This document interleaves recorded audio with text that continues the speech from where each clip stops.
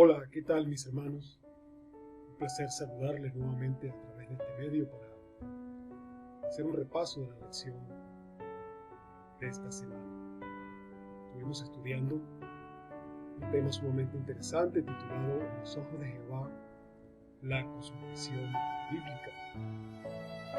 El texto bíblico lo encontramos en el libro de Proverbios, capítulo 15, versículo 3, que dice: los ojos de Jehová están en todo lugar, mirando a los malos y a los buenos. ¿Cómo podríamos nosotros definir una cosmovisión? Una cosmovisión, podríamos decir, es una visión o concepción global del universo, es decir, la forma en la que entendemos y explicamos el mundo que nos rodea.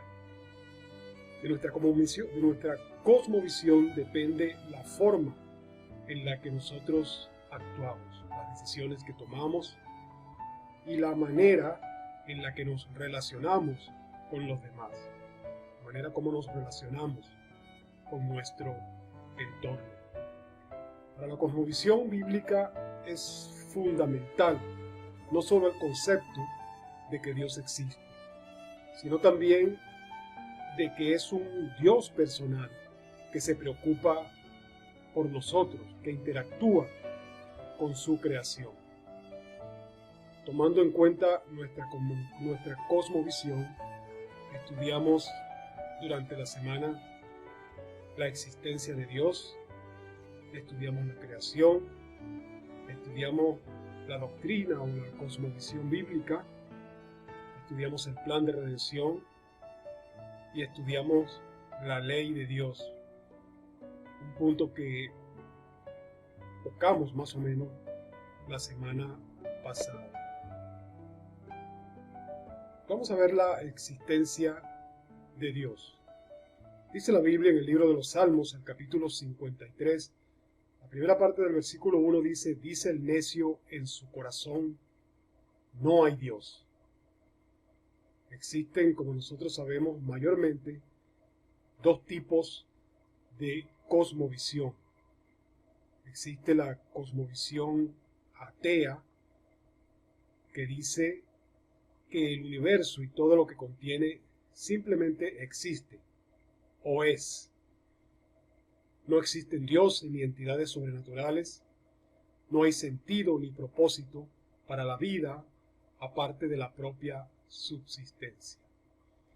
Y tenemos también la cosmovisión teísta, que nos dice que el universo y todo lo que contiene fue creado por Dios.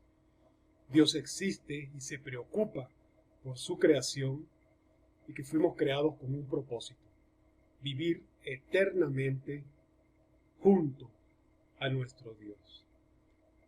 La Biblia nos enseña que Dios es un Dios personal, que nos ama y que interactúa con su creación.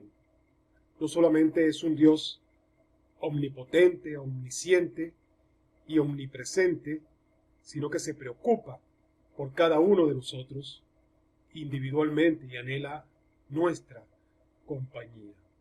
¿Qué acerca de la creación? Dice la Biblia en el libro de Isaías, el capítulo 45 y el versículo 12, y leeré allí de la Nueva Versión Internacional. Dice: yo hice la tierra y sobre ella formé a la humanidad. Mis propias manos extendieron los cielos y di órdenes a sus constelaciones. La Biblia comienza dando por sentado dos hechos profundamente fundamentales. Y uno de ellos es que Dios existe y el otro es que ha creado el universo. Y eso nosotros podemos verlos allí en el libro de Génesis, el capítulo 1 y el versículo 1, donde dice allí que en el principio creó Dios los cielos y la tierra. De estas realidades emanan todas las demás enseñanzas bíblicas, como son la ley, la redención, la resurrección, la segunda venida y algunas otras más. No aceptar la creación realizada por Dios en 6 días, anula todas las demás creencias, todas las demás cosas en las cuales nosotros creemos. Porque el no aceptar a Dios como el Creador echa por tierra todas las demás enseñanzas de la Biblia.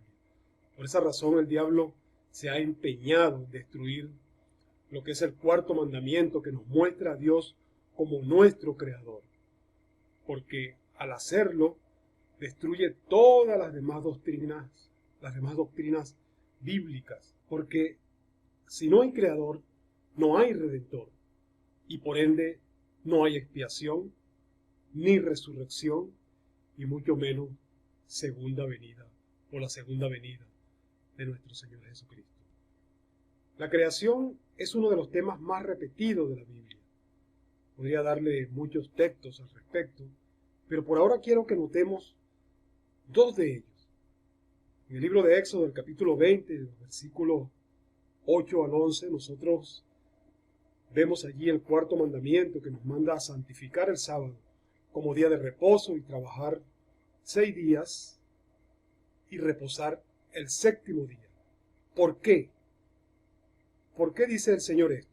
Dice allí, porque en 6 días hizo Jehová los cielos y la tierra, el mar y todas las cosas que en ellos hay. Ahora, quiero que notemos la estrecha relación que tiene el cuarto mandamiento con el mensaje del primer ángel de Apocalipsis 14, 6 al 7. Nosotros vimos allí un ángel que volaba por el medio del cielo con el evangelio eterno para ser predicado a toda la tierra, a todos los moradores de la tierra, que decía a gran voz, teme a Dios y dadle gloria porque la hora de su juicio ha llegado, y fíjense, y adorad a aquel que hizo el cielo y la tierra, el mar y las fuentes de las aguas.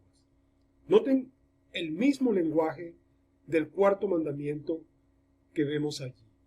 Lo increíble es que toda la creación misma reconoce la obra de Dios, la obra de sus manos. Y es el hombre el que ha puesto en duda todas estas cosas, que ha puesto en duda la creación del Señor. Noten, por ejemplo, lo que dice el libro de Job en el capítulo 12 y los versículos 7 al 10. Dice allí, observa a los animales y aprende de ellos. Mira a las aves en los cielos y oye lo que te dicen. Habla con la tierra para que te enseñe, hasta los peces te lo han de contar. ¿Habrá entre estos alguien que no sepa que todo esto lo hizo la mano del Señor? La vida de todo ser está en sus manos. Él infunde vida a toda la humanidad. ¿Y qué diremos del Salmo de 19 y el versículo 1? Este versículo me encanta tremendamente. Dice, los cielos cuentan la gloria de Dios y el firmamento anuncia la obra de sus manos. Es decir, que todo proclama a Dios, a nuestro Padre Celestial, como el creador de todas las cosas. Aceptar una evolución de millones de años es negar la Biblia como palabra inspirada de Dios. Dice la pluma inspirada en Testimonios para la Iglesia, en el tomo 5 y la página 24, dice la señora White allí, solamente en la palabra de Dios encontramos una auténtica narrativa de la creación. En la palabra de Dios la mente encuentra material para el pensamiento más profundo, las aspiraciones más elevadas. En ella contemplamos cómo la majestad celestial se humilló y se convirtió en nuestro sustituto y garantía para vérselas a solas con las potencias de las tinieblas y ganar la victoria en nuestro favor. Una meditación reverente sobre temas como estos no podrá menos que ablandar, purificar y ennoblecer el corazón y a la vez impartir a la mente nuevo poder y vigor. ¿Qué acerca de la doctrina o la cosmovisión bíblica? Dice la Biblia en el libro de Efesios, el capítulo 4 y el versículo 14, para que ya no seamos niños fluctuantes, llevados por doquiera de todo viento de doctrina, por estratagema de hombres que para engañar emplean con astucia las artimañas del error. Nuestra cosmovisión afecta a la manera en que vemos e interpretamos nuestro entorno. Por ejemplo, como enseñó la lección durante la semana, al observar un arco iris, una cosmovisión atea verá solamente un fenómeno físico hermoso allí. Sin embargo, una cosmovisión bíblica verá en ese fenómeno físico un recordatorio de la promesa divina de Dios que enseña no volver a destruir a la tierra con un diluvio, como vemos en el libro de Génesis, el capítulo 9, los versículos 9 al 16. La cosmovisión bíblica es hermosa porque se basa en un conjunto de principios que nos enseñan cómo vivir, cómo tomar decisiones morales, cómo convivir con nuestros semejantes, cómo interpretar el mundo que nos rodea, qué podemos esperar del futuro. Por lo tanto, la educación cristiana adventista debe estar arraigada y cimentada en la palabra de Dios. El plan de redención. Vemos en Romanos, el libro de Romanos, el capítulo 3 y el versículo 24, nos dice allí, siendo justificados gratuitamente por su gracia, mediante la redención que es en Cristo Jesús.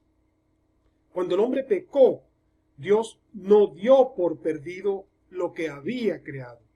Tenía preparado un plan de redención. El mismo Creador, el Verbo, hecho carne, como vemos en Juan 1 al 3, que dice en el principio era el Verbo y el Verbo era con Dios y el Verbo era Dios. Este era en el principio con Dios. Todas las cosas por Él fueron hechas y sin Él nada de lo que ha sido hecho fue hecho.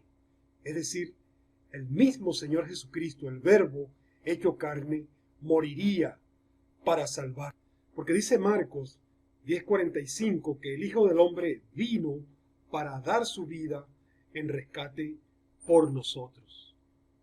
Ese es el Evangelio eterno que estamos llamados a proclamar al mundo y que está, como dijimos anteriormente, relacionado a la creación, según Apocalipsis 14 del 6 al 7. El plan de redención fue concebido por Dios antes de la creación. Dice Primera de Pedro, en el capítulo 1 y el versículo 20, ya destinados desde antes de la fundación del mundo, pero manifestado en los postreros tiempos por amor de vosotros. Y este plan incluye no solo la muerte y la resurrección de Jesús, sino también la bienaventurada esperanza de su segunda venida. Dice Tito en el capítulo 2 y el versículo 13, aguardando la esperanza bienaventurada y la manifestación gloriosa de nuestro gran Dios y Salvador Jesucristo. La ley de Dios. En el libro de Apocalipsis, el capítulo 14 y el versículo 12, dice allí, aquí está la paciencia de los santos, los que guardan los mandamientos de Dios y la fe de Jesús. Para la cosmología atea, el sentido de moralidad es relativo. Por tanto, las decisiones morales también son relativas. Eso permite que distintos países dicten diversas leyes sobre el comportamiento moral de las personas. Sin embargo, en la Biblia encontramos una norma absoluta, inmutable, eterna y de obligado cumplimiento para todo ser humano. Nosotros la conocemos como la ley de Dios, la cual podemos leer en el libro de Éxodo, el capítulo 20, de los versículos 3 al 17. Y es una ley que es eterna. El libro de los Salmos, en el capítulo 111, los versículos 7 al 8, nos dice allí, las obras de sus manos son verdad y juicio, fieles son todos sus mandamientos, afirmados eternamente y para siempre, hechos en verdad y en rectitud. Su violación es castigada con la muerte, de acuerdo al libro de Romanos, el capítulo 6 y el versículo 23, que dice que la paga del pecado es la muerte. Y como nosotros sabemos, el pecado es transgresión de la ley, de acuerdo a 1 de Juan 3:4, donde dice que el pecado es infracción de la ley. De ahí la necesidad de un plan de redención en Cristo Jesús, en quien tenemos redención por su sangre, el perdón de pecados según las riquezas de su gracia. Esta ley, mis queridos, está basada en el amor y el respeto hacia Dios y hacia nuestro prójimo.